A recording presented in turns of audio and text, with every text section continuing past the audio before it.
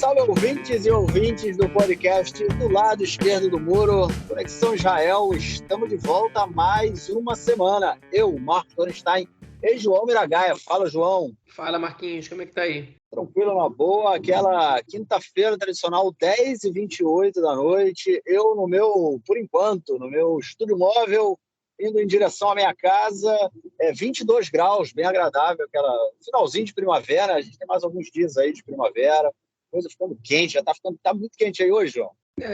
Fez muito calor hoje sim, cara. Foi, calor, enfim, pesado. Agora já não tem mais como fugir disso, né, cara? Agora a tendência é piorar até o setembro, né, cara? Só vai piorar até setembro, só vai piorar. Só vai piorar até setembro. Vamos torcer que setembro chegue logo. Setembro, muita coisa pode acontecer, né, João? Do jeito que as coisas andam por aqui, rapaz, acho que até setembro, que na verdade vai ser quando a gente vai estar completando aí 3 anos de podcast, hein, João? Quem diria? 3 anos, cara. 3 anos. Muita coisa pode acontecer. Esse nosso episódio 141, 3 anos mais ou menos que 156 episódios, né? 52 semanas aí por ano. Estamos chegando. Bom, vamos então passar para o nosso primeiro bloco para tratarmos das questões internas aqui essa semana. Bom, gente, começamos aí essa semana com a marcha, né? O Dia de Jerusalém, né? Foi no domingão lá, a gente comentou isso no episódio passado. Domingão começou, o primeiro dia da semana aqui, né? Para o ouvinte que não sabe.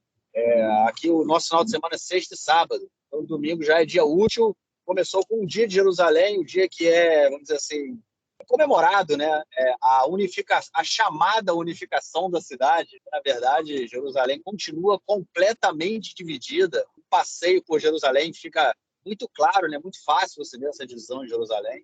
Mas, enfim, o que na verdade é comemorado é o acesso livre dos judeus, né, israelenses de uma forma geral, mas dos judeus principalmente, à Cidade Velha, né, que até 1967 era proibido, e quando Israel ocupa Jerusalém Oriental, que era jordaniana, esse acesso passa a ser permitido, e esse Dia de Jerusalém é comemorado desde então, 55 anos, teve a Marcha das Bandeiras, a gente comentou que eu vou usar essa palavra de novo, né, ia dar merda, mas, João, acho que foi uma merda menor do que a gente esperava, né, cara?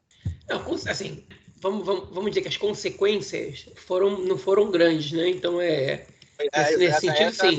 Essa que era a questão da merda, né? No ano passado a gente teve foguete, né, caindo, aquela coisa toda. Esse ano foi diferente. Pois o que foi, de certa maneira, surpreendente, porque não teve... Não é que teve muito pouca reação, não teve nada, não teve absolutamente nenhuma reação. Enfim, e passou despercebido mesmo. O Hamas prometeu foguete, os israelenses prometeram foguete, prometeram reações enérgicas que já vai se arrepender e blá, blá, blá. Enfim, já passaram 5 dias e não aconteceu nada. Então, qualquer coisa que acontecer agora já não é mais reação ao que aconteceu domingo, né? Enfim, então foi... E olha que eu vou te falar que esse ano Israel deu muito mais razões para insatisfação palestina do que no ano passado, né? É verdade que o contexto no ano passado era outro, etc. Tinha eleições palestinas, quem quiser aí pode voltar no episódio que a gente fez há mais ou menos um ano, um pouquinho mais, para escutar. Tem um texto também que eu escrevi no Conexão Israel que explica bastante, enfim, né, pelo menos a minha visão, porque aconteceu o conflito no ano passado, mas esse ano, em relação à reação palestina, enfim, foi bastante tranquilo. Agora, a gente não pode não comentar sobre o que foi esse evento, enfim, deixa eu falar. Agora, a gente não pode não comentar e não fazer desse evento uma das principais notícias da nossa edição do podcast, né? O evento, enfim, sei que adjetivo eu teria para dar para ele, né? Enfim, o evento, como se diz, um evento vil, né? Digamos assim, um evento, enfim, maléfico, né? Um evento que mostra uma demonstração de supremacia, né? Uma demonstração de força, acho que de desrespeito, de desleixo, enfim, é difícil, é realmente difícil achar aí adjetivo, né? Pois porque a manifestação das bandeiras, enfim, ainda que eu não goste de manifestações nacionalistas por si só, né? Enfim, ela não é exatamente o problema. O problema não é que as pessoas queiram sair para fazer a marcha de bandeiras de Israel no dia de Jerusalém, embora existe um dia mais apropriado para que isso aconteça, que é o dia da independência, mas enfim, que não acontece, né? Esse evento, ele por si só já está errado, porque essa marcha ela é realizada na Cidade Velha, passando em frente ao Portão de Damasco, que é simbolicamente o lugar assim, mais tradicional enfim, do imaginário nacionalista palestino, né? A marcha corta o Shuk, né, que é o mercado árabe da Cidade Velha, passa por dentro do bairro muçulmano da Cidade Velha de Jerusalém, okay? Até chegar na região do Kotel HaMaravi, que é o muro das Lamentações, o muro ocidental, que aí sim é uma área simbólica judaica, né? Então, isso já é um problema. Por que tem que passar pelo Portão de Damasco? Por que tem que cortar o Shuk árabe? Né? Enfim, é uma clara provocação, é uma demonstração de força para mostrar que isso aqui é nosso, quem manda aqui é a gente. E isso, enfim, isso já começa o problema daí, né? E o evento aconteceu, antes do evento acontecer, o Itamar Ben-Gvir, que é um deputado que a gente tem falado bastante sobre ele aqui, infelizmente ele é deputado, né? Para começar, infelizmente ele está solto, e mais infelizmente ainda, ele é advogado e, por último, ele é deputado, né? Enfim, escrevi um fio sobre ele no Twitter também, recomendo quem queira se informar mais sobre ele, leia lá. Mas ele, o pior de todos, eu diria, o mais extremista de todos os deputados da Knesset, decidiu fazer uma subida, né, no monte do templo, na esplanada das mesquitas, onde fica a mesquita de Al-Aqsa e o domo da Rocha, né? Enfim, para fazer uma provocação, né, no momento que está tendo uma discussão entre Israel e a Waqf, que é a autoridade jordaniana que controla essa região, né, uma esplanada das mesquitas, de acordo com o próprio acordo que Israel fez com o governo da Jordânia em 67, quando Israel conquistou Jerusalém, né? Eles são responsáveis por administrar religiosamente o lugar. Enfim, e aí as regras são que judeus podem visitar o lugar, mas não podem rezar lá. O Ben-Gvir ele resolveu bater de frente com esse status quo, né? Sustentado por uma adesão de um juiz de primeira instância de um tribunal local que afirmou que os judeus podem rezar lá. Então ele subiu lá, o Ben-Gvir especificamente não rezou, mas ele subiu lá, e atrás dele foi uma multidão, nunca tantos judeus subiram as esplanada das mesquitas de uma vez só, mais de 2.000 pessoas subiram de uma vez só. E quem já foi sabe que é todo um processo entrar lá, os judeus só podem entrar por uma entrada, justamente para ter controlado, para ver se eles estão armados, etc. Enfim. E porque não vão causar distúrbios.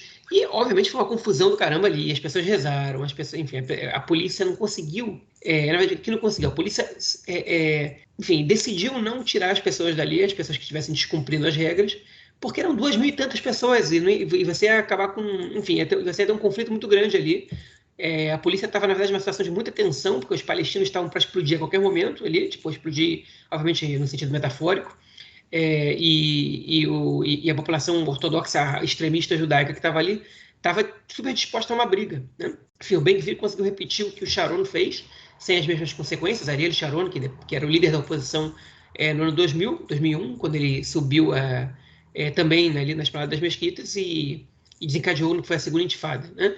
Enfim, o dia começou assim. E depois teve essa marcha, que com a presença de vários parlamentares da direita e líderes, né? O Netanyahu também esteve lá, enfim. E quem quiser ver no YouTube, né, quem entende um pouco de hebraico, vai ver a quantidade primeiro de situações de violência entre judeus e árabes ali nos arredores, em outros bairros de Jerusalém também. Muita violência, casos extremos, um sujeito jogando spray de pimenta no rosto de uma senhora, enfim. E segundo, a quantidade de músicas racistas enfim, e violentas cantadas contra a população árabe muçulmana de Israel, né? Músicas como Morte aos Árabes, hein? Músicas como Shuafat vai pegar fogo, né? Shuafat é um bairro árabe de Jerusalém Oriental. Ou como o Maomé morreu, o Maomé está morto, os judeus são divinos e os árabes são filhos da puta, perdão o palavrão. Todas essas músicas eu fiz questão de baixar os vídeos enfim, do Twitter para mostrar para quem disser que não, isso foi minoritário, foi pouca gente, etc. Não foi minoritário. Bom, minoritário pode ter que tenha sido, que foi 10, 20% cantaram. Agora, é uma marcha que produz isso, ok? E com o objetivo provocador dela, é óbvio que isso vai ser o resultado. Enfim, E para completar o dia, eu fui em Jerusalém esse dia, eu tive que dar aula nesse dia, e quando eu estava voltando de trem, eu voltei com um monte de gente que estava voltando dessa marcha, e eu, enfim, escutei, muito adolescente, né, que estava lá, diga-se de passagem, né, os adultos são minoria nesse evento. E um garoto aí de uns 16 anos encontrou um amigo na subida do trem e falou: "Ô, tudo bem, amigo? Morte aos árabes." Enfim, que me doeu muito no peito essa situação. Essa é a geração que a gente está educando em Israel, com esse tipo de coisa a gente está criando a nossa geração. Vale a pena dizer, não só, mas dá para dizer que 80% do público presente eram judeus religiosos, ortodoxos, enfim. Se antes a direita sequestrou essa data do dia de Jerusalém da esquerda, agora dá para dizer que a direita ortodoxa sequestrou totalmente do resto da população inteira. Enfim, é um dia que me doeu como judeu, como sionista aqui em Israel, né, como alguém que acredita que esse Estado foi criado enfim, para dar aos judeus o direito à autoemancipação nacional, ver que tanta gente impunemente faz isso, realiza essa autodeterminação nacional com violência em detrimento dos direitos dos outros, né? Enfim, com racismo, né? Me doeu muito, foi muito difícil para mim, principalmente ouvindo de jovens esse tipo de situação. Eu não vou me alongar aqui, não. Como a gente falou, não gerou grandes consequências do ponto de vista militar. O primeiro-ministro Bennett está se gabando de ter feito uma marcha que não gerou consequências, ao contrário da que foi a do Netanyahu no ano passado. Enfim, os partidos de esquerda da coalizão e o RAM, Partido Árabe, fizeram vista grossa para esse evento e deram, enfim, palco para um monte de gente. O Ben-Gvir fez um discurso para milhares de pessoas, enfim, um sujeito que era outsider totalmente da política israelense, agora ele está aí fazendo discurso para milhões e passando da cláusula de barreira com facilidade, okay? E enfim, na lista atual deles estão chegando de 9 a 11 cadeiras, o que é assustador. É assustador ver o que essas novas gerações estão produzindo, é assustador ver o que estão fazendo com o país. Eu acho que você tocou em vários pontos interessantes, né, sobre essa questão da marcha. Só queria falar também que sobre exatamente isso que você falou no final, né, do Bennett ter se gabado de ter feito a marcha, da marcha ter passado pelo seu trajetório original, né, que é a trajetória por dentro do bairro muçulmano. E aí é fundamental a questão que você colocou no início aí do seu comentário, por que, né, passar por dentro do bairro muçulmano. É simplesmente uma questão de provocação. Não tem outra explicação, não tem outro sentido, né? Tem o bairro judaico. Por que não tem entrada no bairro? Mas para quem conhece Jerusalém Oriental, para você chega no bairro judaico através do bairro armênio, né? Você passa pelo bairro armênio, chega no bairro judaico e chega no Muro das Lamentações, que é sempre a etapa final, né, dessa marcha. Não faz sentido você passar pelo bairro muçulmano, pelo mercado árabe, senão o intuito, o interesse de você provocar. Não tem outro sentido. E o Bennett se gabando, né, os políticos se gabando de uma forma geral, a quantidade de comentários de políticos daí do governo, né, da direita, colocando, falando, esse dia de Jerusalém, um dia de festa.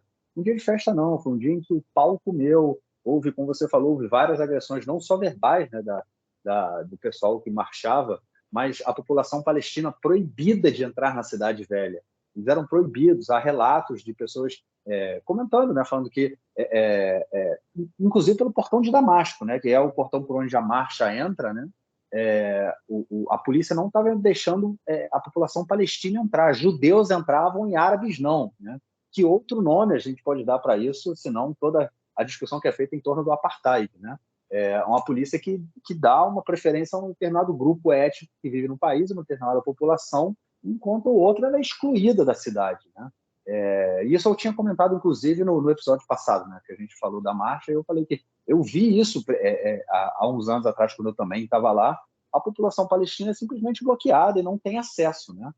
E aí tem toda essa questão de ser o dia que houve o maior número de judeus entrando na esplanada das mesquitas. E aí tem um comentário também, uma coisa interessante, que 1 ou 2 dias antes da marcha havia um juiz, né, de um tribunal inferior, né, não do Supremo Tribunal, né, de um tribunal de primeira instância, segunda instância, não sei como é que chama isso, mas enfim, não era um tribunal superior, falando que os judeus tinham sim o direito de dizer o Shema Israel, né, que é uma parte da reza judaica, no muro, na esplanada das mesquitas, né?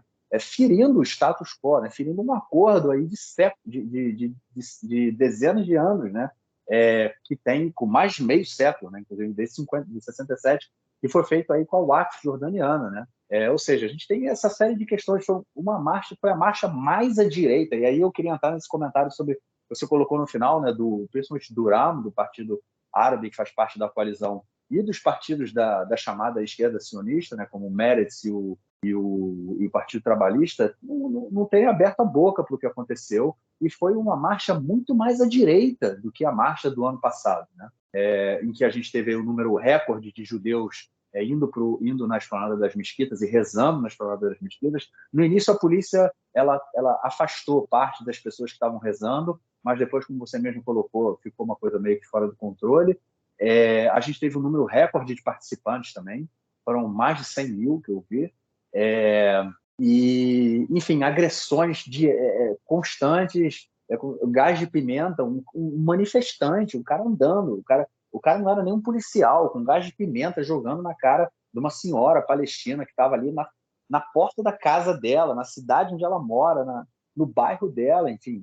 E aí você comentou dos jovens, né, João? Isso é uma característica dessas marchas, que a imensa maioria das pessoas que participam da marcha não são residentes de Jerusalém, são colonos e religiosos, né? Isso aí são pessoas que, durante o ano inteiro, ou não vão a Jerusalém, ou vão muito pouco a Jerusalém, só que nesse dia eles aparecem lá simplesmente para fazer cânticos racistas. Eu não sei se é uma minoria, eu não compartilho disso, uma minoria que faz isso, porque na hora que começa ali, vai todo mundo cantando, vai todo mundo gritando, até porque a gente já está há um bom período, há mais de um ano, né, passando por um processo de incitação muito grave, né? E principalmente desde que o Uram, né, entrou na coalizão, e a gente viu recentemente também a deputada do Meretz, Zoabi, colocando aí o governo, né, contra a parede, né? Há 2, 3 semanas atrás, comentamos disso no nosso episódio, a gente vê uma incitação, né, do Likud, dos partidos da oposição contra a população árabe. Então a gente está vindo aí num crescente, principalmente também do Ben-Gvir, essa coisa toda, a gente vindo num crescente de incitação, e essa marcha é mais um resultado disso. Agora, o que chama atenção não só esses partidos da esquerda sionista sumirem do mapa, não abrirem a boca, ficarem calados, como também a direita comemorando e falando, ser um dia de festa.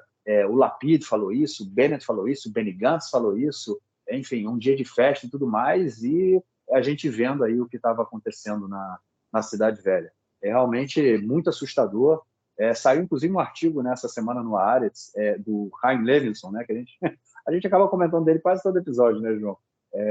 Que ele falou que a alternativa do Bibi, né, posterior ao Bibi, é o Ben-Gvir. E eu concordo com ele. Eu não acho que isso vai ser num período tão breve, né, porque, enfim, o Bibi daqui a alguns anos, o Bibi já é um cara que tem uma idade mais avançada, ou seja, daqui a 10, 15 anos ele...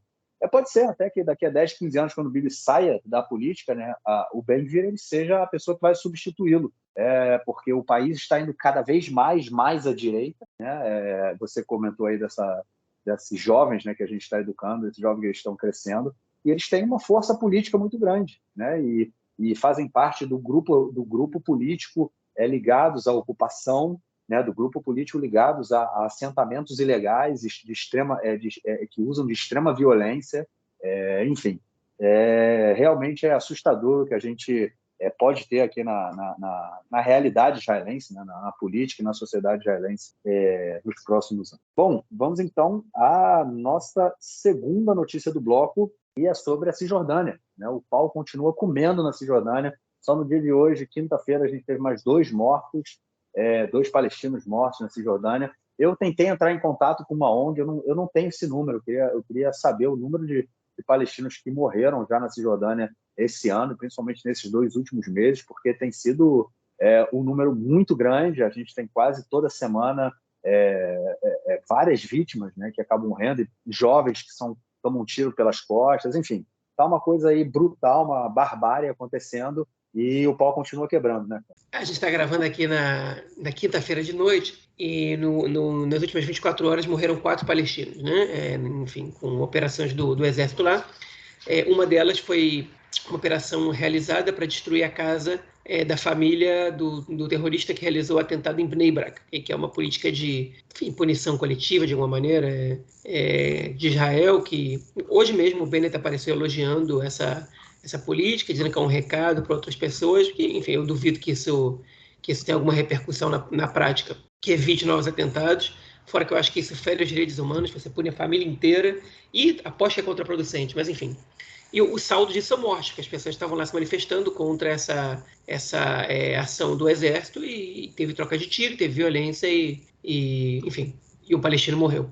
Bom, é isso. Continua a violência lá na Cisjordânia da ocupação, mas é mais do mesmo, né? É mais do mesmo. A gente tem períodos de calmaria, mas eu acho que isso não... A gente... Por incrível que pareça, né, é um governo que é chamado de governo da mudança, mas eu acho que nesse sentido não vai haver muita mudança e a gente vai continuar comentando em outras notícias a esse respeito. Vamos continuar então, tá? Nossa próxima notícia também ainda na Cisjordânia. Na semana passada comentamos aí sobre a Yeshivá, né, que fica no antigo assentamento de Homesh, que é um assentamento ilegal, né, que ele foi construído em terras privadas, né, palestinas na década de 80. Desde então houve como é que chama? Uma disputa judicial, tudo, para que o assentamento fosse evacuado, até que em 2005, no processo aí de evacuação de vários assentamentos, que foi feito pelo Ariel Sharon, no norte da Cisjordânia, que está lá no norte da Cisjordânia, esse assentamento, o assentamento foi evacuado, o outpost, que é chamado, né? Ele foi evacuado, mas ficou lá uma yeshivá, o prédio de uma yeshivá de Homesh, que até hoje, apesar da lei de 2005, até hoje a yeshivá continua de pé, 17 anos passaram e ninguém derruba lá o negócio ilegal construído em terras palestinas. Eu comentei, inclusive, na semana passada, no último sábado, aconteceu uma manifestação que foi organizada pelo movimento Paz Agora, né, o Shalom Marchav e outros movimentos de direitos humanos daqui de Israel, que tinham a intenção e começaram, né, a marcha com centenas de pessoas, inclusive um trator, que o objetivo deles era chegar até Homesh e derrubar, né, essa yeshivá que ainda existe lá.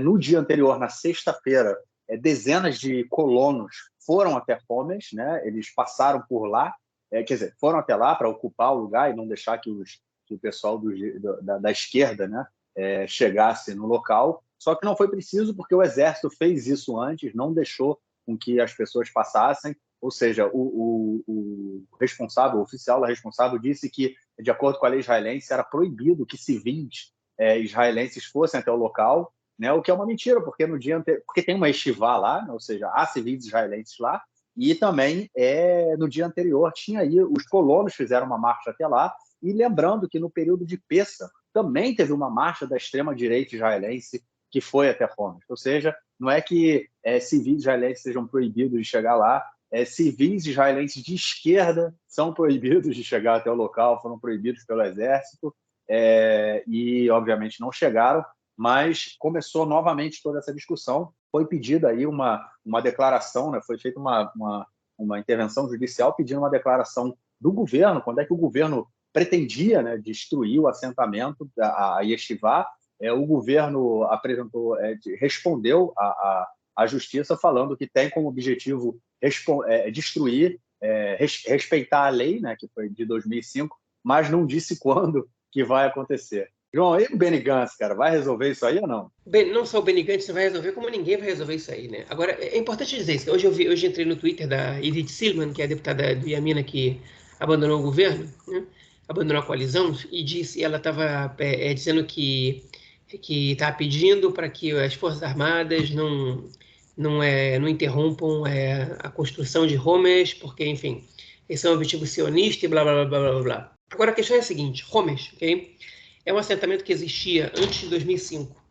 E a lei da desconexão, que foi a mesma lei através da qual Israel retirou as colônias e o exército da faixa de Gaza, ela despovoou, ela desconectou também, se não me engano, 5 assentamentos no norte da Cisjordânia, na região da Samária, onde fica Homesh. E Homesh era um deles. Ou seja, não é só que abriram um assentamento sem permissão do Estado. É que abriram um assentamento que tem uma lei que obrigava ele a ser fechado. Okay? seja, o Estado aprovou uma lei que fechava esse assentamento. E essa lei está em vigor.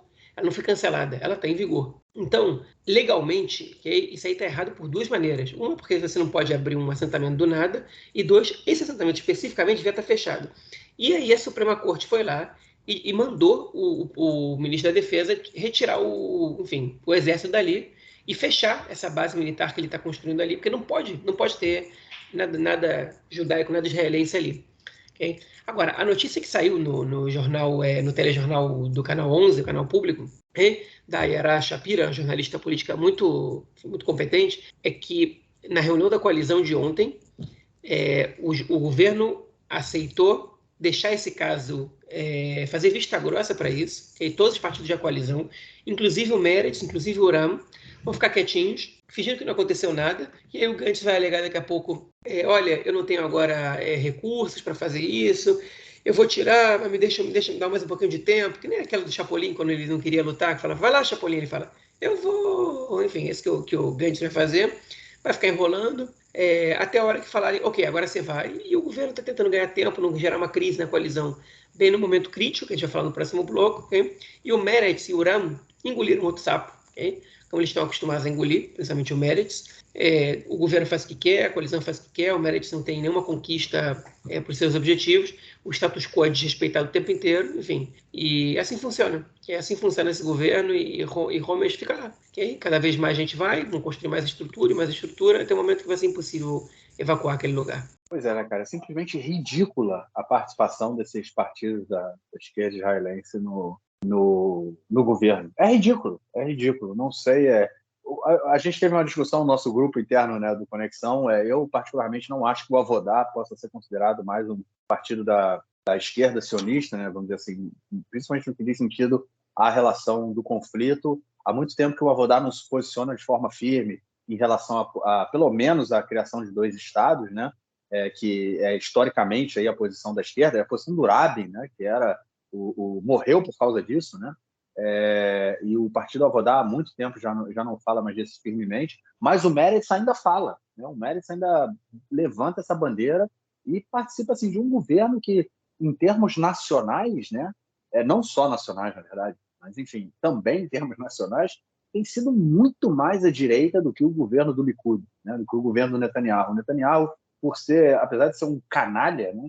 Ele tinha uma responsabilidade e uma forma de fazer política diferente da que o Bennett tem e que eles estão implementando, né? Estão passando a boiada, né? Estão fazendo aí como é que foi? O Ricardo Salles falou, né? Estão passando a boiada e os colonos ganhando mais força, até porque é um governo de colono, né? O Bennett é um cara que ele apoia a colonização da Cisjordânia. O Tikva Hadashah apoia a colonização da Cisjordânia. Não é que acha que nem todo assentamento pode ser derrubado, tem que tirar alguns assentamentos, mas fazer troca de terra com os palestinos. Não, eles são contra a criação do Estado palestino, eles são a favor da criação de assentamentos.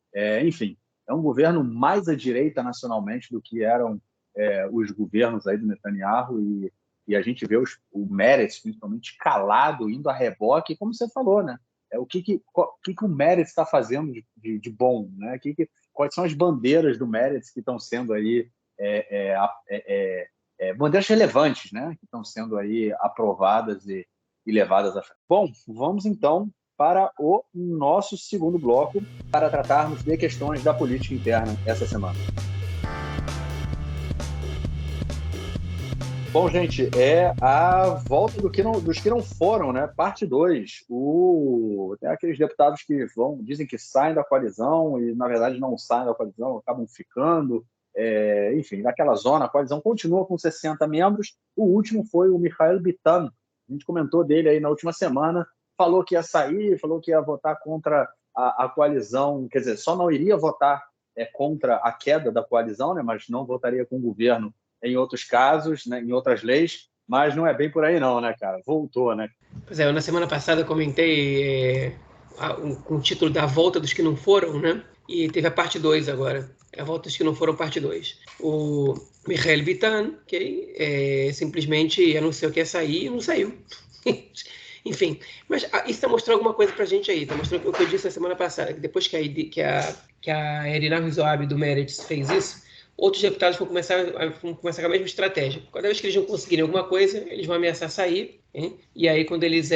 Enfim, a gente vai ver isso também no próximo bloco. Você ameaça sair, aí o governo corre atrás de você para você não sair, te dá dinheiro, te dá alguma coisa, enfim, para os seus projetos, e você fica. Então, agora o governo virou refém de qualquer um dos deputados. É isso que está acontecendo. Uma zona, né? Uma bagunça total. É mais o que pode acontecer nessa próxima semana, né, João? É talvez a queda. A gente toda semana acaba anunciando isso, né? Talvez a queda, vai cair, não vai cair. Mas é uma questão realmente muito séria que a gente está vendo agora por conta de uma lei, a lei do... Eu esqueci, na verdade, qual o nome da lei específica, mas é a lei que é o seguinte, é a lei que normaliza, que implementa a legislação israelense nos territórios ocupados. Como é que isso funciona? Israel ocupou, né, a Cisjordânia em 1967, ou seja, desde há 55 anos que a Cisjordânia passou do controle jordaniano para o controle israelense, né? A legislação internacional ela fala sobre uma ocupação temporária, né, em casos de guerra e tudo mais, só que é um temporário aí que já tem 55 anos, lembrando que o Estado de Israel tem 74 anos, ou seja, mais 2/3, né, do período que o Estado existe, a ocupação existe também.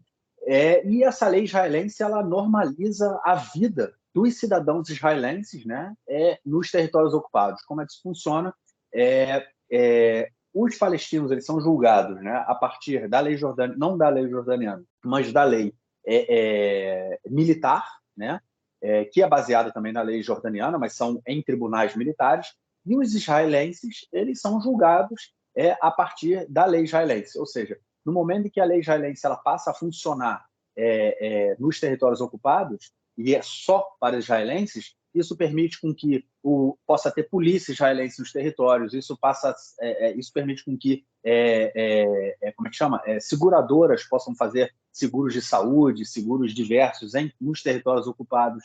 Isso normaliza a vida dos colonos, né? Caso essa lei ela precisa ser renovada a cada 5 anos, né? Ou seja, desde 67, você pode fazer a conta, 77, 72, 77, a gente está em 2022, ou seja, no fim desse mês, exatamente no fim desse mês de junho, que foi quando a ocupação começou, né? A Guerra dos 6 Dias foi em junho de 67.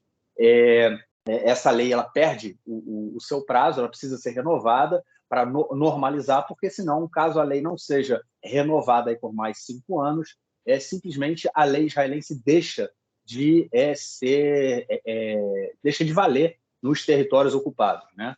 Ou seja, um cidadão israelense que cometa um crime nos territórios ocupados, ele não vai ser julgado pela lei israelense, ele teria que ser julgado pela lei jordaniana em um tribunal militar israelense. Complica bastante a coisa. Mas essa lei aí tem várias questões interessantes, né, João? Principalmente, eu acho que o principal elemento dela é de fazer com que pessoas que vivem no mesmo território, na mesma região, sejam submetidas a 2 processos jurídicos distintos, né?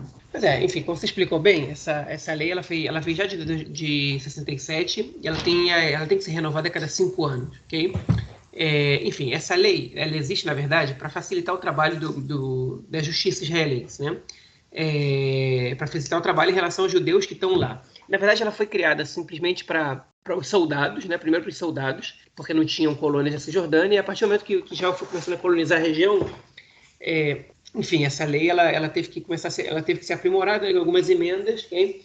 Basicamente para legalizar, se bem ela não legaliza e ela não declara soberania sobre a região, exatamente por isso que essa lei precisa ser renovada a cada 5 anos, na prática, okay? Ela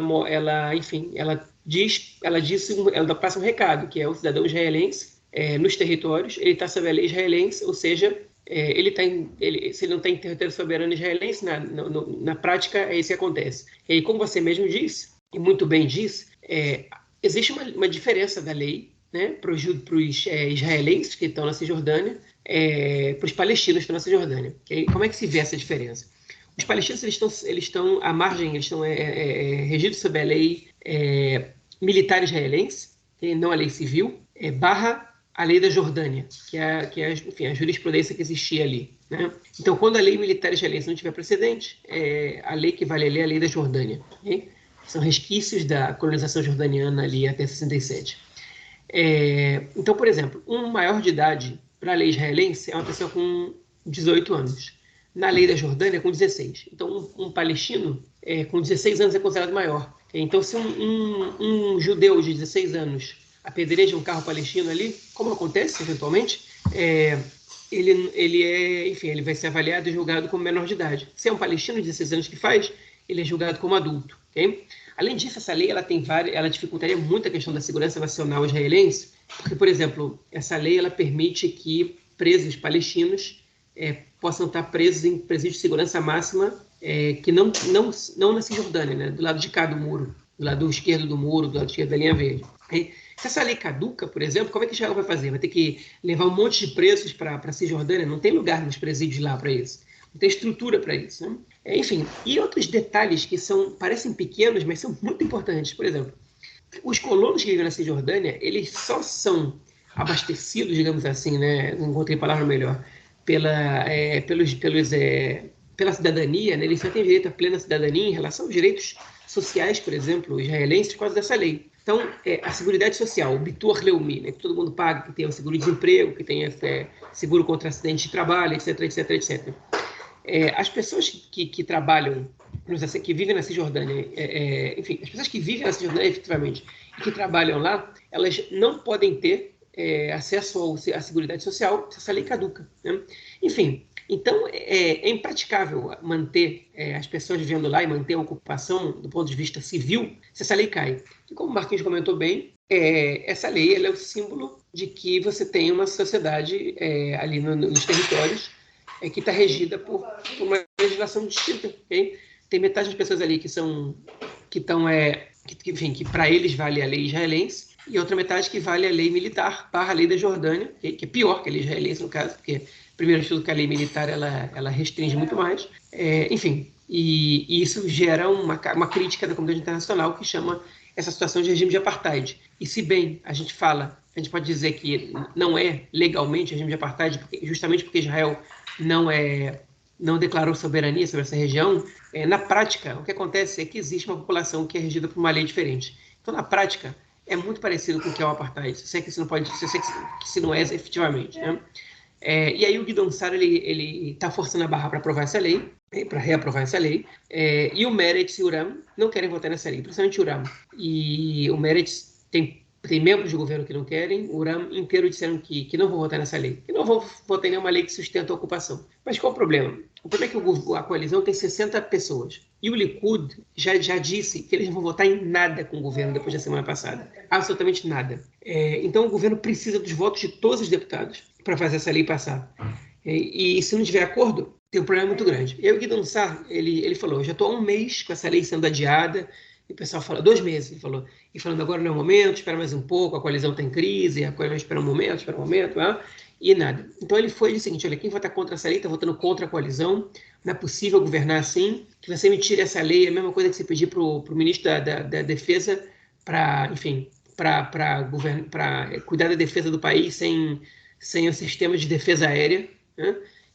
Você não tem como, e realmente é impraticável, você não tem como governar o país se essa lei não passa agora, porque se a ocupação acaba, não vai ser do dia para a noite, não vai ser acabando, não vai ser uma lei não passando, essa lei não passando ia criar um sistema, enfim, problemático, ia instalar o caos na cidade israelense, enfim, e seria realmente um problema. Então, mas o Gideon Sa'ar chegou lá e fez essa ameaça, seguindo aí a Rinawi Zoabi, seguindo aí o Michael Bitan. E aí, qual é a repercussão que isso tem? A gente está entendendo que para você passar alguma coisa, você tem que ameaçar. Okay?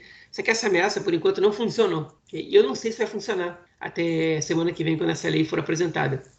E aí, de repente, junto a isso, a imprensa apurou que o Gideon Sa'ar e o Zeev Elkin, que é um deputado do partido dele, estavam em contatos com o Likud, okay? E com até assessores do Netanyahu. O Gideon Sa'ar, ele foi um dos caras que se manifestou mais contrariamente, de maneira mais incisiva ao fato de que ele não vai sentar com o Netanyahu. Mas ele falou sobre isso antes, né? O contexto agora é outro. Enfim, pode ser que ele diga, olha, no governo que não aprova essa lei, eu não tenho outra escolha senão mudar de governo, derrubar o governo para aprovar essa lei e depois convocar eleições. Isso pode acontecer. Agora, também o que pode acontecer é que ele tenha, de propósito, deixado essa notícia vazar para mostrar, para ameaçar o governo, dizer o seguinte, olha só, se vocês não aprovarem, eu abandono o governo e sento com eles, ok? Eu nego isso em público, mas nos bastidores eu estou fazendo isso. E é uma maneira de assustar o governo. E, enfim, se ele vai conseguir, eu não sei. Se essa lei vai passar, eu não sei. O que vai acontecer se essa lei não passar, eu não sei. Mas é mais um capítulo da tensão e da fraqueza da coalizão em Israel. Tá um bunda lelê total, hein, João? Tá uma coisa, rapaz. Eu acho que é uma mostra aí, né? Que é meio que impossível, né? Você querer fazer um governo aí de coalizão nacional, vamos dizer assim, em que o único objetivo era não deixar o Bibi participar, né? Não deixar que o Bibi fosse o primeiro-ministro. E aí a gente tem essa confusão toda. Pode ser uma lei salvadora para o Meretz, né, cara? Que no caso, mesmo que o governo caia, eu acho que o Meretz votar a favor dessa lei é a lei da ocupação, né? É a lei que legaliza a ocupação israelense, pelo menos dentro da legislação israelense, né? A legislação internacional continua sendo contra isso, né?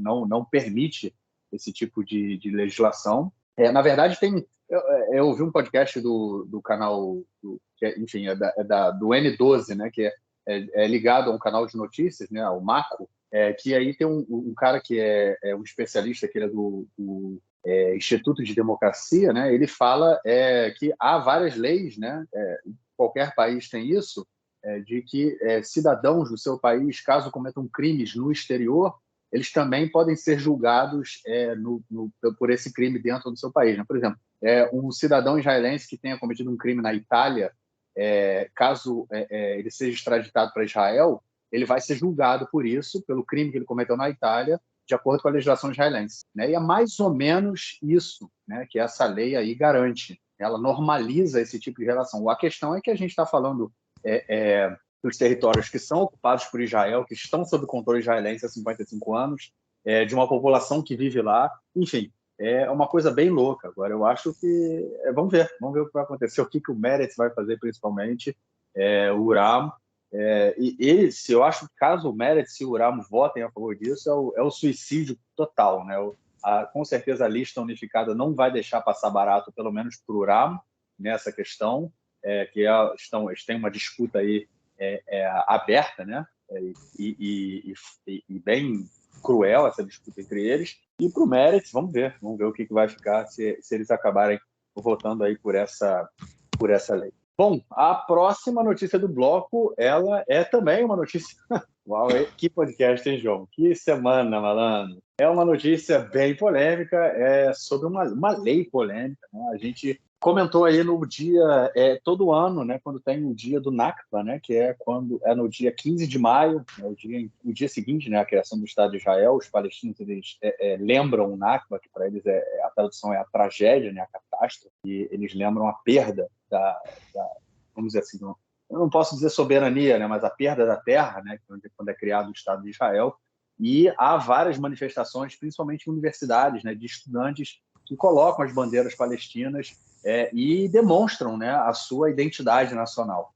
Comentamos aí nos últimos episódios também, principalmente quando teve aí o assassinato da Shirin Abu Akleh, né, do enterro, a confusão que foi por conta das bandeiras palestinas e no enterro dela, né, a questão das bandeiras palestinas, que a polícia atacou os manifestantes com o intuito, vamos dizer assim, de retirar as bandeiras. Esse tinha sido pelo menos um dos argumentos.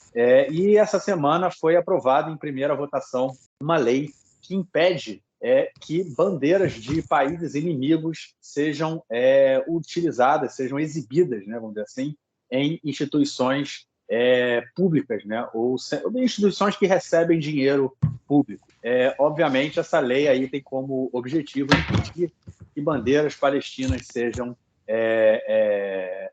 hasteadas ou, enfim, utilizadas em eventos aqui dentro de Israel. João, para começar, não é nem um pouco democrático, e mais uma vez uma lei supremacista, e mais uma lei que ela tem como objetivo calar e suprimir, né, a identidade de 25% da parcela da população israelense, né, cara? Enfim, essa lei, tá? Ainda que ela se refira a bandeiras de países inimigos, todo mundo sabe que na prática é para impedir que a bandeira da Palestina seja levantada, né?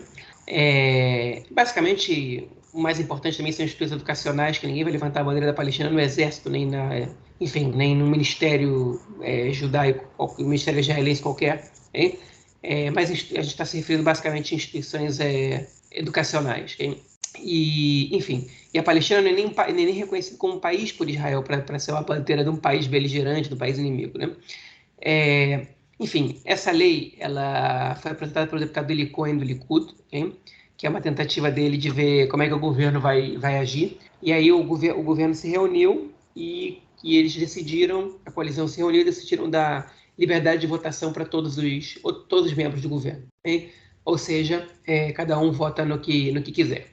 E aí, nessa decisão aí, o Yesh Atid, o Azul e Branco e o Partido Trabalhista decidiram não votar, saíram da Knesset, e aí mostra, né, como é que o Partido Trabalhista não é exatamente um partido de esquerda, mas nessa aí eles se juntaram com os partidos de centro, porque eles achavam que podia ficar feio com o eleitorado deles se eles votassem contra, né? Então eles saíram, junto do Yesh Atid e do Azul e Branco.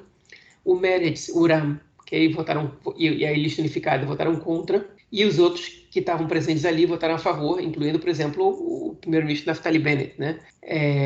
Enfim, eu não vi como é que a Victor Lieberman votou e o partido dele votaram nessa questão. Não sei se votaram, não sei se, enfim, o partido não se retirou como um todo, como se retiraram esses outros três que eu comentei.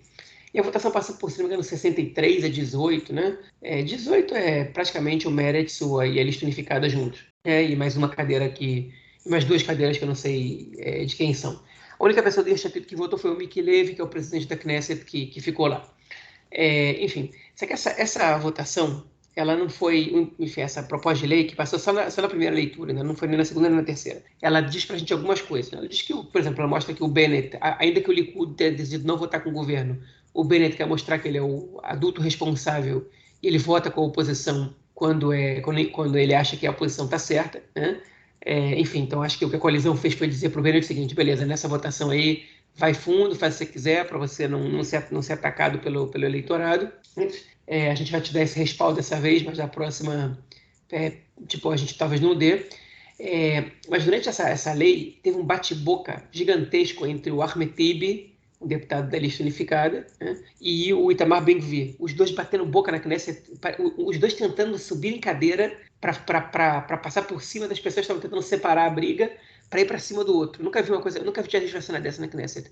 Já vi muitas cenas de discussão e de briga, nunca tinha visto uma dessa na Knesset. E os dois gritando um com o outro. A Mai Golan, que é uma deputada do Likud, também entrou lá gritando, e aí tinha a turma do Deixa Disso ali no meio. Tem uma foto muito boa, o Gabriel Paciorni, que aí do Conexão botou no Twitter, que tá a Merav Mihaeli, a briga atrás dela e ela falando no telefone. Tipo, nem olhando para trás, como se não tivesse acontecendo nada atrás dela. A Merav Mihaeli é líder do Partido Trabalhista e Ministério dos Transportes. Mas enfim, depois o vídeo é mais bizarro ainda, porque ela realmente está falando no telefone, mostra ela falando, e a briga pau comendo atrás dela. Mas enfim, aí eles discutindo ali, quase saindo no tapa, e o Ben-Gvir gritando: você foi assessor do Arafat, você é vassalo do Arafat, e o Ahmed Tibi dá a impressão: neonazista, seu neonazista, e tal. E aí, depois do negócio do Ahmed Tibi, aí o líder o presidente da Knesset, acabei de falar o nome dele e me fugiu de novo. O Miki Levy. Miki Levy manda eles saírem do plenário, expulsa eles. Aí o Ben-Gvir começa com aquela cara de aluno cínico, aponta assim os dedos para o peito dele e fala: o peito dele mesmo, o que eu fiz? O que eu fiz? Tipo, ridículo. Aí ele expulsa eles lá do plenário, eles só podem voltar para votar depois. Enfim, não sei se alguém separou eles lá fora, ou se lá fora os dois se acovardaram e não saíram no tapa, mas aí os dois saem, né? E aí a votação, continua o debate ali dentro, a votação passa. E aí, né, quando os dois saem, o Ahmed Tibi dá uma entrevista para a imprensa e diz o seguinte: ele está me chamando de terrorista, mas a única pessoa as únicas pessoas na Knesset inteira que foram acusados de cooperação com o movimento terrorista são do partido dele. Enfim, aí jogou essa. O Ben-Gvir ele já foi, inclusive, condenado por participação por ser cúmplice de atividades de terrorismo. E o Smotrich também, do mesmo partido. Enfim, ficou por isso mesmo. passam em primeira leitura, falta a segunda e terceira, sabe-se lá quando é que vão levar a votação essas outras leituras. Provavelmente a oposição vai segurar essa votação para o momento que o governo estiver em crise de novo, né? Para tentar derrubar o governo a partir de uma proposta simbólica, basicamente, que fere o direito à liberdade de expressão palestino, obviamente, né, dos árabes israelenses que se identificam com a causa palestina, mas no fim das contas é uma proposta simbólica, porque se não puder fazer a manifestação dentro da faculdade, você vai fazer no portão, ali do lado de fora. Enfim, não faz muita diferença isso. No sentido prático, no simbólico realmente faz, é uma tentativa de silenciar uma minoria nacional, e a gente sabe disso, etc. Mas, enfim, a oposição não precisa que essa lei passe para que nada aconteça no país, né? Eles estão usando essa lei como ferramenta para causar crises internas no governo. Enfim, então vamos esperar as cenas dos próximos capítulos também, e com a expectativa de que elas possam ser um pouco menos violentas. Pois é, mais uma lei triste e desnecessária que é aprovada, aí, pelo menos em primeira votação até o momento, pelo parlamento israelense. Bom, vamos então para o nosso próximo bloco para tratarmos de outras questões aí que aconteceram essa semana. Bom, gente, a primeira notícia desse bloco é sobre, mais uma vez, o Exército, só que dessa vez aí sobre uma questão dos rabinos, né? Uma interferência aí dos rabinos no Exército que estavam querendo mudar uma cerimônia no Muro das Lamentações, enfim, tentando interferir na criação de unidades de combate, né, que tem como objetivo aí misturar soldados e soldadas, né, eles são contra esse tipo de mistura. Enfim, o Exército aí também, já que tem um rabinato dentro do Exército, que é uma coisa um tanto quanto estranha, mas tentando interferir na própria organização, né, da instituição, né, João? Pois é, hoje o chefe das Forças Armadas, o Aviv Kohavi, recebeu uma carta assinada por vários rabinos de várias correntes ortodoxas, né? A gente não está se referindo exatamente aos ultra-ortodoxos, embora tenha alguns ali que são ultra-ortodoxos nacionalistas que assinaram essa carta também, mas alguns mais moderados, enfim, o rabino-chefe do kibbutz religioso, por exemplo, pedindo para o Aviv Kohavi não prosseguir com essa abertura de unidades que misturam combatentes homens e mulheres, né, que é uma novidade que o Tzahal, que o Exército de Israel quer fazer, porque, segundo a alegação deles, isso pode transformar o Exército num exército de tribos, né? Que os religiosos vão se recusar a servir nessas unidades, e você vai ter separações no exército religioso entre laicos, e o exército, em vez de ser um elemento de unificação do povo, vai ser um elemento de divisão. Esse foi o argumento dado pelos rabinos. Agora, uma coisa curiosa é o seguinte: uma vez eu fui na Knesset, né, levar um grupo, e aí eu escutei o chefe da SIAC, né, o chefe da delegação do partido, a Casa Judaica, que era o antigo partido do Bennett, do Sejmo Religioso, antes dele se separar em alguns partidos. E ele diz o seguinte: nós somos o lado moderado do judaísmo aqui. Porque por lá tem os ultra-ortodoxos que querem separação de tudo e que querem fazer um Estado com a lei judaica. E por outro lado tem os laicos e os reformistas que querem separar Estado de religião. Então nós somos os moderados aqui. A gente não é nenhum nem outro, a gente aceita conversar e tal. Então não vai ter casamento civil, mas a gente pode abrir o casamento religioso para umas outras correntes, reconhecer isso e aquilo, etc, etc.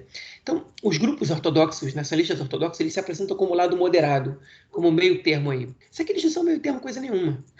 Eles são um dos lados radicais, né? Enfim, uma corrente que diz que você não pode criar um Estado palestino porque a terra de Israel foi prometida por Deus, para o povo judeu, e assim o Messias não vai chegar. Pode ser considerada uma corrente moderada?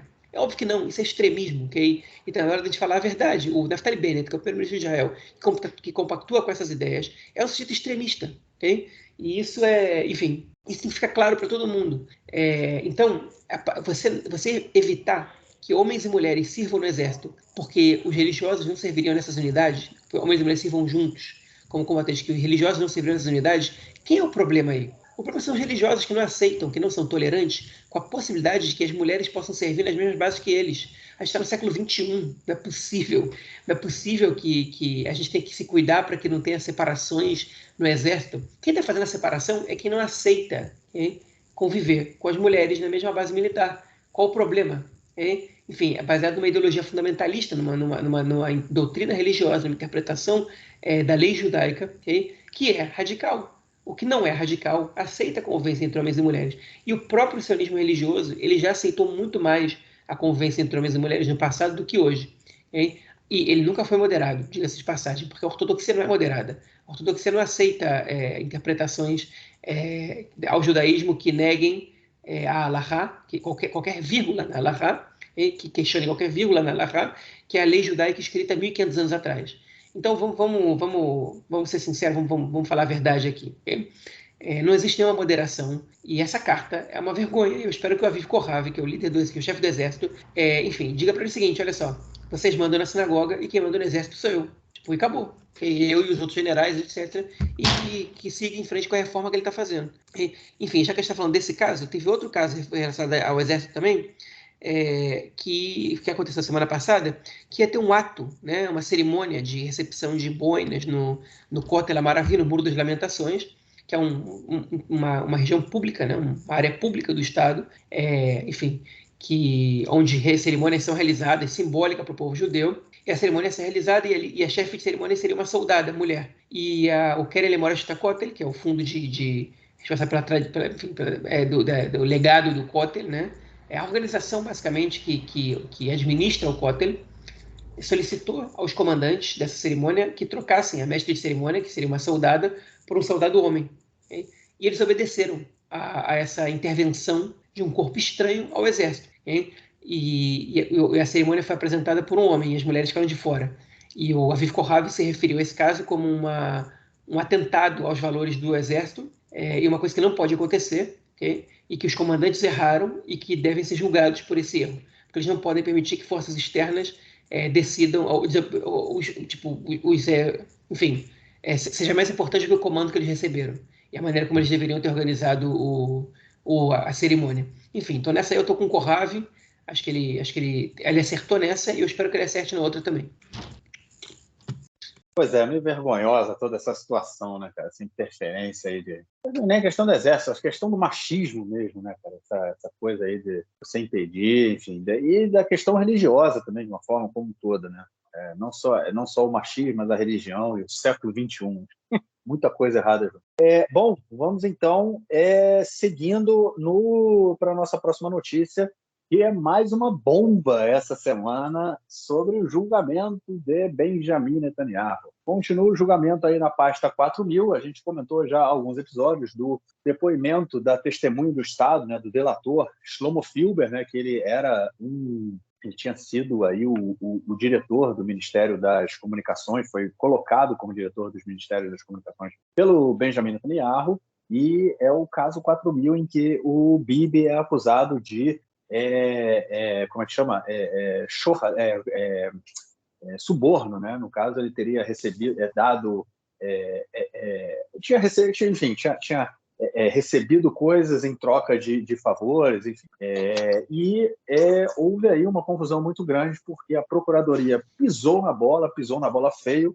Eles tinham dito que um dos principais argumentos aí em torno desse caso, uma das principais questões em torno desse caso, teria sido uma reunião que o Filber teria tido com o Bibi, né, uma reunião em que o Bibi deu instruções a ele de como ele deveria agir, sendo aí o diretor do Ministério das Comunicações, só que a Procuradoria errou a data da reunião. Eles tinham dito que a reunião aconteceu num determinado dia. Não, eles tinham dito que tinha acontecido logo no início, né, que logo pouco tempo depois do Filber ter sido colocado como diretor do Ministério das Comunicações, só que a defesa do Netanyahu conseguiu provar essa semana que não, que essa data, o período que teria sido apresentado pela Procuradoria não é correto, não, a data, né, não bateria aí com tudo que tinha acontecido. A Procuradoria pediu, né, para os juízes para que fosse feita uma correção do processo, e a juíza responsável negou o pedido da Procuradoria e o processo não houve, né, a correção dessa data. Muita coisa aconteceu, né? Teve a direita comemorando, né, falando que caiu aí o caso do Netanyahu, né, por conta dessa data, mas ao que tudo indica, não necessariamente possa ter caído, até porque a reunião aconteceu. A data não bate, a Procuradoria errou, mas a reunião entre Filber e Netanyahu, onde o Filber recebeu, como que chama? Recebeu orientações do Netanyahu, né, de como ele deveria agir, realmente aconteceu. Acabou, João? É o fim da pasta 4000? Não, não é. Não é, né? Isso é o que a defesa do Netanyahu quer que a gente compre, essa narrativa eles querem que a gente compre, mas não é. Evidentemente foi um golpe duro para a Procuradoria. Eles mesmos reconhecem que teve um problema na acusação, e esse problema na acusação ele vai ser explorado pela defesa do Netanyahu. Okay? Mas a Procuradoria ainda tem muitas ferramentas para sustentar a tese deles. Né? Por exemplo, o que é importante nesse caso é que o Filber ele disse todas as vezes, muitos depoimentos que o Filber deu, ele mesmo se contradisse. Mas uma coisa, ele não se contradisse nenhuma vez, que é o fato de que ele sempre afirma que o Netanyahu deu essa orientação para ele atuar da maneira específica em relação à Bezeq, né, que é a empresa que pertence ao Shaul Elovitch, que teria, dado exposição boa para o Netanyahu no portal Walla, em troca de benefícios financeiros que o governo lhe deu, né? E legais também, enfim, financeiros por meio de legislação aprovada e políticas do Ministério das Comunicações. Então, a Procuradoria vai explorar isso. Hein? Só que a Procuradoria, eles deram muito mole, porque eles tinham acesso a uma maneira de fazer essa investigação para saber quando foi, né, esse encontro, e o que eles começaram a ver é que a data que eles tinham apontado era impossível que os dois estivessem juntos, porque o Filber estava fazendo uma série de contatos com o telefone dele, e é sabido que o Netanyahu não deixava ninguém entrar com o telefone nas reuniões privadas com ele. Além do mais, no momento que o Netanyahu teria se reunido com o Filber, segundo a acusação, o Netanyahu estava numa reunião com o enviado da ONU para Israel, e o Filber estava com uma rotação constante no telefone. Então, bastava que a Procuradoria tivesse feito essa investigação com o material que eles tinham disponível para eles descobrirem isso, que foi o que a defesa do Netanyahu fez. Então, é um baque para a acusação, porque a acusação ela tinha apresentado uma acusação que ela não se sustenta, pelo menos do ponto de vista da descrição dos fatos e da factualidade, né? Mas isso não quer dizer que não tem a sustentação para que ela comprove que o Netanyahu, sim, pode ser culpado por suborno, por fraude e por abuso de poder. Enfim, ainda tem muita água para rolar aí. E isso enfim, a todos os momentos o Netanyahu está tentando usar qualquer possibilidade que ele tem para tentar jogar a opinião pública contra a acusação, mostrando que não tinha nada, que é o discurso dele desde o início. Não vou encontrar nada porque não tem nada. Enfim, agora, o fato deles não saberem quando foi a reunião não quer dizer que a reunião não aconteceu. Hein? O problema é que eles disseram que a reunião aconteceu tal dia. Mas, enfim, agora a Paracletudo, né, que é a Procuradoria, vai ter que traçar outra estratégia, basicamente. Eles queriam uma exatidão factual que eles não conseguiram apresentar. Então, eles vão ter que agora cair para a essência da acusação, principalmente, mais do que pela factualidade. O que é ruim para eles e bom para o Netanyahu, sem dúvidas. Agora, daí para se ter acabado, aí eu não concordo com isso, não. É isso. Eu sei que quem ficou muito feliz, João, foi o Amit Segal, ele jornalista do Canal 12, estava comemorando no Twitter, estava feliz da vida, o que aconteceu, enfim, estava tudo bom. Bom, vamos então à nossa próxima notícia do bloco, que é sobre a parada do orgulho gay em Jerusalém. A gente começou esse mês de junho, agora é o mês do orgulho gay aqui em Israel. Teremos aí outras passeatas, né, outras paradas, e a de hoje foi em Jerusalém, na quinta-feira. É uma parada geralmente, sempre, né, muito tensa, né, ser em Jerusalém. A gente já teve ataques terroristas na passeata, cerca de 6 ou 7 anos atrás, teve uma menina que foi morta, uma menina de 16 anos, Shira Banki, ela foi morta por um ultra-ortodoxo, né, com uma facada, e morreu. A gente já teve, inclusive, o Smotrich, né, que aí o deputado que já organizou uma marcha, né, a Marcha das Bestas, para fazer oposição à Marcha do Orgulho Gay, enfim. Foi uma marcha que teve também, inclusive, muitas ameaças, mas aconteceu tudo bem, né? Ocorreu tudo bem, né? A marcha aconteceu e não houve nada de especial. Enfim, a gente teve um assassinato, né? Há 6 anos, 7 anos, de uma jovem de 15, 16 anos, uma adolescente, que participou dessa parada LGBT em Jerusalém. Foi assassinada por uma facada, né? Já comentou esse fato aqui no podcast também. E as ameaças que tiveram esse ano foi que, se a parada acontecesse, eles iam repetir, e citando o nome da vítima, eu não me lembro agora o nome dela, até um pouco vergonhoso isso, deveria lembrar, porque, enfim, o nome das vítimas tem que ser sempre lembrado. No clube dos assassinos. Shira Bank. E ela, enfim, e a marcha aconteceu hoje. 7 suspeitos de tentativa de causar desordem e violência foram presos. O presidente da Knesset, Miki Levy, esteve presente, discursou lá, e ele foi a primeira vez que o presidente da Knesset esteve presente numa parada LGBT. Muita gente estava presente, terminando uma festa gigante no Gan Atzmaut, em Jerusalém, no Parque da Independência, enfim, com música, com tudo que a parada LGBT merece. Vai ter daqui a pouquinho em Tel Aviv também, em outros lugares do país. Algumas outras estavam com polêmica, né? Algumas cidades mais conservadoras estavam querendo evitar que tivesse parada LGBT nesses lugares, mas vai ter. Enfim, e transcorreu bem, né? Sem episódios de violência, porque é uma festa, não tem porque ter violência, não tem nenhuma provocação. Enfim, é só a população LGBT mostrando que o que eles são não é vergonha nenhuma e que eles não são diferentes de ninguém e que merecem, e que ninguém tem que se escandalizar por eles serem do jeito que eles são. A orientação sexual não define caráter, okay? Enfim, esse é o ensinamento que a parada gay tem para a gente, essa é a mensagem que eles querem passar. E quem não quer aceitar que a parada gay aconteça em qualquer lugar, parada LGBT, que está errado, é muito claro isso, né? E, enfim, dessa vez ela pôde acontecer em Jerusalém. Alguns anos enfim, o pessoal foi obrigado a fazer ela dentro do estádio TED por conta da violência, de alguns das ameaças de violência, e esse ano isso não aconteceu. Então é uma causa para a gente comemorar, pelo menos isso. Vamos então ao nosso próximo bloco para ouvirmos o comentário do camarada Nelsinho Wolff. Fala aí, Nelsinho. Meu caro Gorenstein, amigos do Conexão Israel do lado esquerdo do muro, mandar um abraço pro João, que comprou uma série de iogurtes gregos. Vai ser a sobremesa do rodízio de pizzas que ele fará domingo para a família.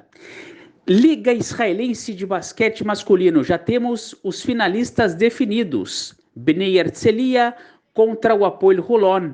O Hapoel Holon que superou o Hapoel Jerusalém e o Bnei Herzliya que superou o Maccabi Tel Aviv. Lembrando que o Hapoel Holon foi campeão da Liga nos últimos anos, conquistou o título já mais de uma vez, e o Bnei Herzliya é o atual campeão da Copa Israelense de Basquete.